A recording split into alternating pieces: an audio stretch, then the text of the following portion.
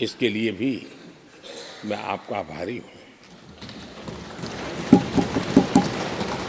आदरणीय सभापति जी, इस 5 वर्ष में इस सदी का सबसे बड़ा संकट पूरी मानव जात ने झेला।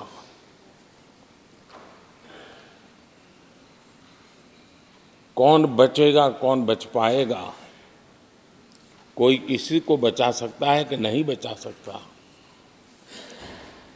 ऐसी वो अवस्था थी। ऐसे में सदन में आना, ये भी अपना घर छोड़ के निकलना, ये भी संकट का काल था। इसके बाद भी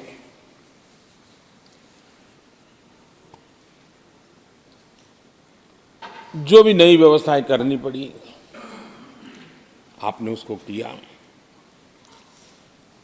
देश के काम को रुकने नहीं दिया। सदन की गरिमा भी बनी रहे और देश के आवश्यक कामों को जो गति देनी चाहिए, वो गति भी बनी रहे। और उस काम में सदन की जो भूमिका है, वो रत्ती भर भी पीछे न रहे, इसको आपने बड़ी कुशलता के साथ संभाला और दुनिया के लिए एक उदाहरण के रूप में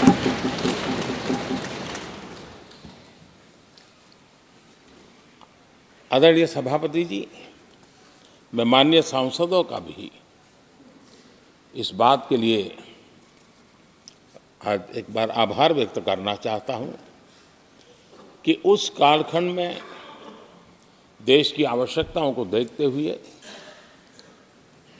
सांसद निधि छोड़ने का प्रस्ताव माननीय सांसदों के सामने रखा और एक पल के विलंब के बिना सभी माननीय सांसदों ने सांसद निधि से मुक्त, इतना ही नहीं,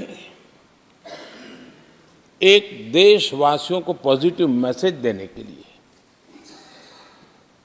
अपने आचरण से समाज को एक विश्वास देने के लिए सांसदों ने अपनी सैलरी में से 30% कटौती का निर्णय सबने खुद ने किया, ताकि देश को भी विश्वास हुआ कि ये सबसे पहले छोड़ने वाले लोग हैं।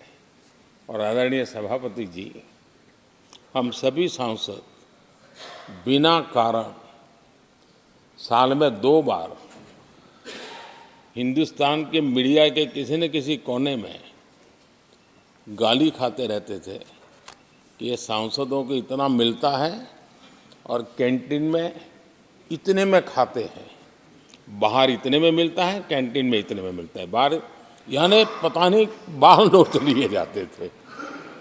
आपने निर्णय किया सबके लिए समान रेट होंगे कैंटीन में, और सांसदों ने कभी भी विरोध नहीं किया, शिकायत भी नहीं की। और सभी सांसदों की बिना कारण इतनी फजेत करने वाले लोग मजे लेते थे, उससे हम सबको आपने बचा लिया। इसके लिए भी मैं आपका आभार व्यक्त करता हूं। आदरणीय सभापति जी, ये बात सही है कि हमारे कई लोकसभा के, चाहे 17वीं हो, 16वीं हो, 15वीं हो, संसद का नया भवन होना चाहिए, इसकी चर्चा सबने की, सामूहिक रूप से की, एक स्वर से की, लेकिन निर्णय नहीं होता था।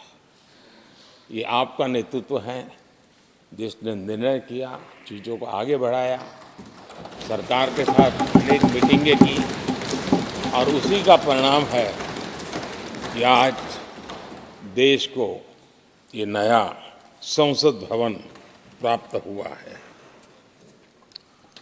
आदरणीय सभापति जी, एक संसद के नए भवन में